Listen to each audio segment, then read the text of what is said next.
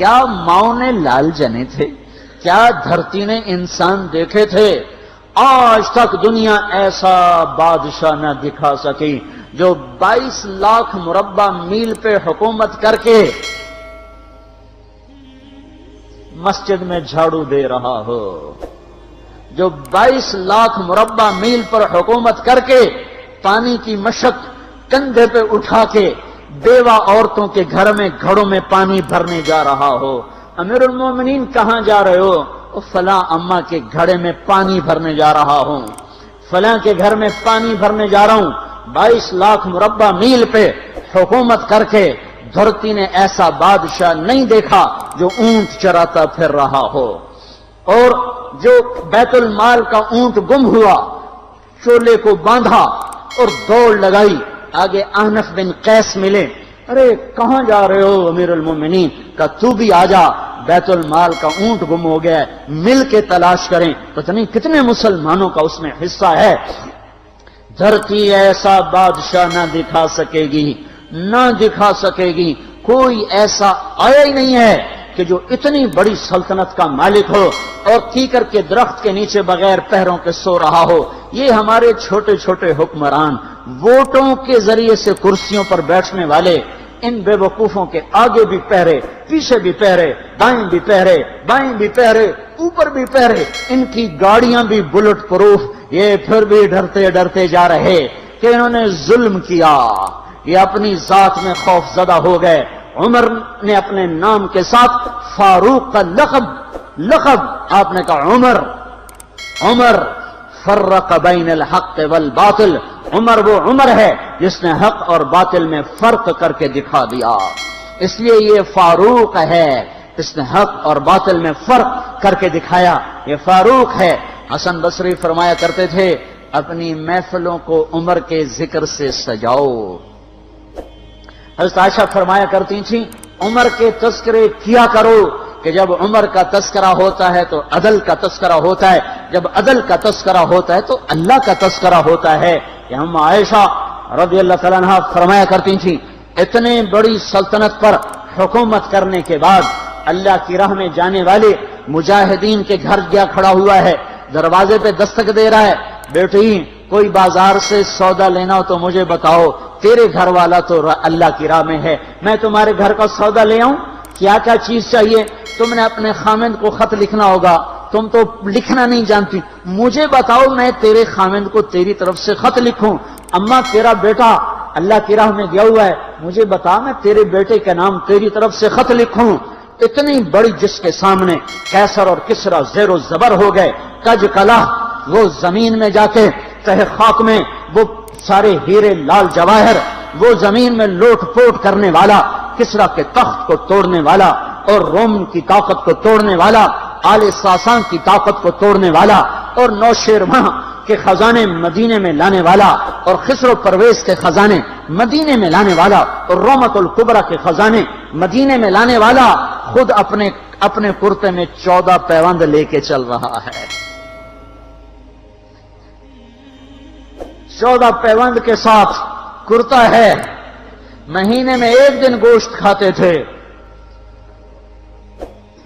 وہ روٹی کھاتے تھے کہ عام آدمی حلق کے نیچے نہیں لے جا سکتا تھا۔ ہے سال کی ابتدا اس شخص کی شہادت سے ہوتی ہے جس کو اللہ نے وہ عزت دی۔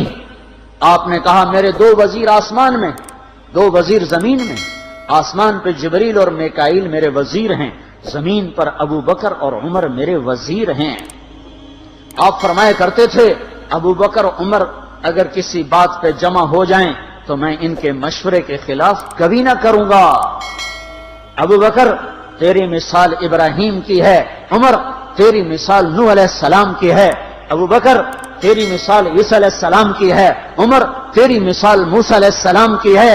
آپ مسجد میں آئے، آپ کے دائیں طرف ابو بکر تھے، بائیں طرف عمر تھے، آپ اندر آئے اور کہا دیکھو اسی طرح قیامت کے دن ہم اٹھیں گے کہ میرے دائیں طرف ابو بکر ہوگا، میرے بائیں طرف عمر ہوگا اور ہم ہاتھوں میں ہاتھ دیے ہوئے اٹھائے جائیں گے۔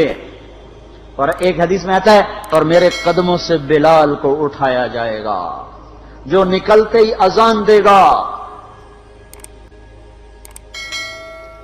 جس کے اسلام لانے نے اسلام کو اونچا کیا، جس کے اسلام لانے نے باطل کو پست کیا، جن راہوں سے عمر گزر جائے شیطان وہ راہیں چھوڑ دیتا تھا۔ عرفات کا میدان تھا، 1.25 لاکھ مقدس ہستیاں سامنے ہیں۔ میرے نبی نے فرمایا اس وقت میرا اللہ میرے سب صحابہ پہ فخر کر رہا ہے اور عمر بن خطاب پہ خاص طور پہ فخر کر رہا ہے، خاص طور پہ فخر ہو رہا ہے، عمر بن خطاب پہ خاص طور پہ فخر ہو رہا ہے۔ میرے بعد کوئی نبی ہوتا عمر ہوتا۔ عمر، میں نے رات جنت میں محل دیکھا، ایک اینٹ موتی کی، ایک یاقوت کی، ایک زمرد کی۔ میں نے پوچھا یہ کس کا ہے؟ کہا گیا ایک قریشی کا ہے۔ میں نے کہا میں قریشی ہوں، اتنا خوبصورت محل ہے، میرا ہی ہوگا۔ جب جانے لگا تو فرشتے نے کہا یہ آپ کے غلام عمر بن خطاب کا ہے۔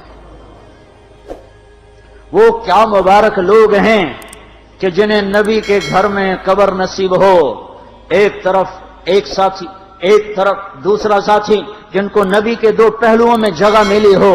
وہ کیسی عظیم ہستیاں، اتنی بڑی سلطنت کا مالک اور اتنے بڑے عدل کی نشانی بن کر مدینے میں مسجد میں بیٹھے رو رہے ہیں۔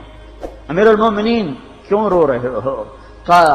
کہا دجلہ کے کنارے کتا بھی پیاسا مر گیا تو پوچھ تو عمر کی ہوگی، فرات کے کنارے کتا بھی پیاسا مر گیا تو پوچھ تو عمر کی ہوگی۔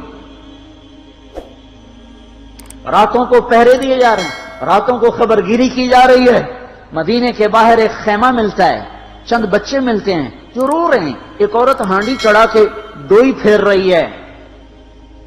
پوچھتے ہیں بہن یہ بچے کیوں رو رہے ہیں؟ کہ یہ بھوک سے رو رہے ہیں۔ ہانڈی میں کیا ہے؟ پانی، کچھ بھی نہیں۔ کیوں چڑھایا ہوا ہے؟ بہلانے کے لیے۔ سو جائیں گے روتے روتے، میرا اور عمر کا اللہ کے ہاں فیصلہ ہوگا۔ تو عمر کی ہچکیاں بن گئیں کہ عمر کو بہن تیرے حال کی کیا خبر؟ کہ پھر ہمارا بادشاہ کیوں بنا ہے؟ اگر ہمارے حال کی خبر نہیں لیتا تو ہمارا خلیفہ کیوں بنا ہے؟ پر لگ گئے، بیت المال سے سامان نکالا، بوری بھری، سر پہ اٹھائی، کمر پہ اٹھائی۔ غلام اسلم نے کہا میں اٹھاؤں؟ کہ قیامت کے دن بھی میرا وزن تو اٹھائے گا۔ اسی طرح بھاگے ہوئے آئے، پنیر نکالا، آٹا نکالا، گھی نکالا، شہد نکالا، ڈال کے ہانڈی میں نیچے آگ، خود دھواں، گیلی لکڑیوں میں پھونکے مار مار مار آگ جلائی، حلوہ تیار کیا، پھر پلیٹوں میں ڈال ڈال کے بچوں کو کھلایا۔ وہ عورت کہنے لگی کاش عمر کی بجائے تو خلیفہ ہوتا۔ تو یہ نہیں کہا کہ میں ہی عمر ہوں، میں ہی عمر ہوں۔ فرمایا جب کل تو امیر المومنین سے ملے گی تو مجھے بھی وہیں دیکھ لے گی، مجھے بھی وہیں پا لے گی۔ پھر وہاں بیٹھ کے دیکھتے رہے، اٹھ کے چل دیے۔ بچے ہنسنے لگے، کھیلنے لگے تو اپنے غلام سے فرمایا میں نے انہیں روتا دیکھا تھا، میرا جی چاہا میں انہیں ہنستا بھی دیکھوں۔ 22 لاکھ مربع میل پہ اسلام پھیلا کر حکومت اس سے بھی بڑے علاقے میں لوگوں نے کی۔ چنگیز نے اس سے زیادہ فتوحات کی، محمود غزنوی نے اس سے زیادہ کی، سکندر تیمور نے اس سے زیادہ کی۔ پر فتوحات کر کے یوں خدمت کر رہا ہو، پانی بھر رہا ہو، اونٹ چرا رہا ہو، امامت کرا رہا ہو، 14 پیوند لگے کپڑوں کے ساتھ خلافت کے تخت پر بیٹھا ہوا ہو، یہ دھرتی میں پھر کوئی نہیں آئے گا۔ ہے نماز میں خنجر لگا، نماز پڑھاتے ہوئے 27 ذوالحج، 27، 28، 29 یکم کو انتقال ہوا۔ یکم محرم موت کے آثار گہرے نظر آئے۔ بیٹے کو بلایا کہ بیٹا جاؤ اما عائشہ سے پوچھ کے آؤ کہ عمر اپنے ساتھیوں کے ساتھ دفن ہونے کی اجازت چاہتا ہے۔ امیر المومنین کے لقب سے بات نہ کرنا، عمر کہنا، عمر اب میں امیر المومنین نہیں رہا۔ جب وہ پوچھنے گئے تو حضرت عائشہ رو رہی تھیں۔ انہوں نے عرض کیا اما جان میرا باپ اپنے ساتھیوں کا پڑوس چاہتا ہے۔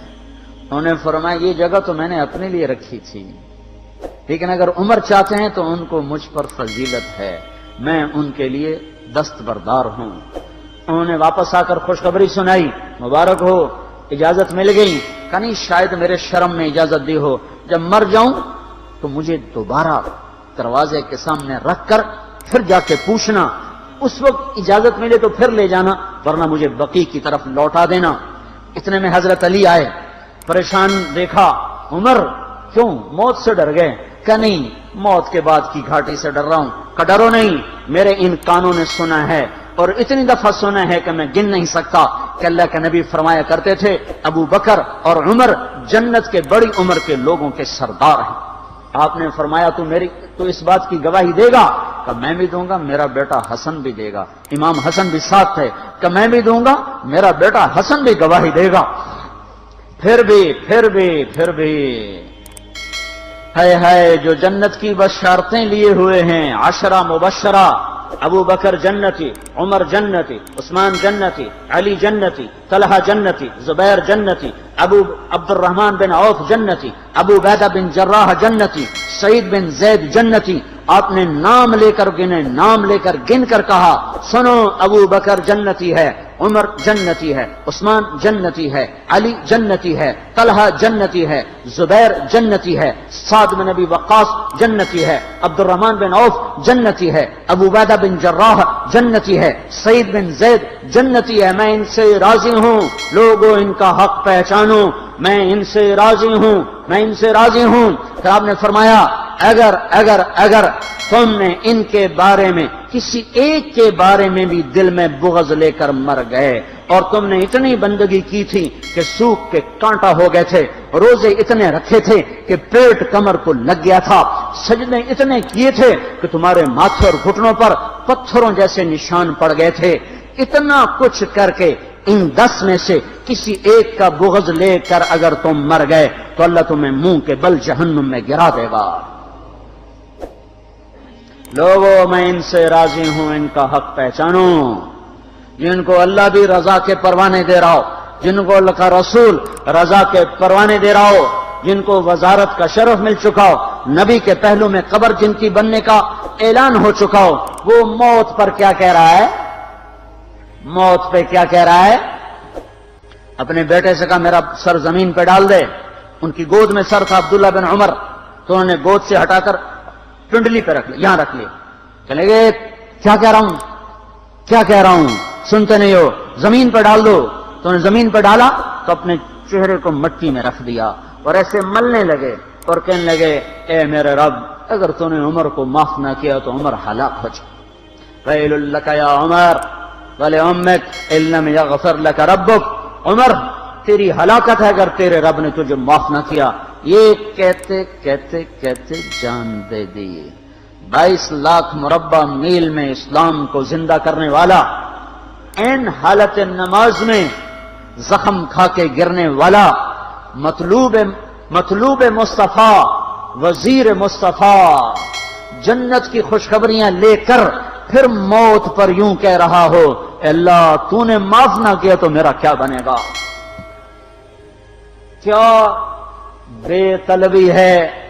ان کے بیٹے خلافت کے اہل، ان کے بہنوئی سعید بن زید 10 مبشرہ میں سے دونوں کے نام کاٹ دیے، کہ یہ 6 ہیں جن سے اللہ کا رسول راضی تھا، جس کو چاہو خلیفہ بنا دو، جس کو چاہو حکومت دے دو، نہ میرے بیٹے کو ملے گی نہ سعید بن زید کو ملے گی۔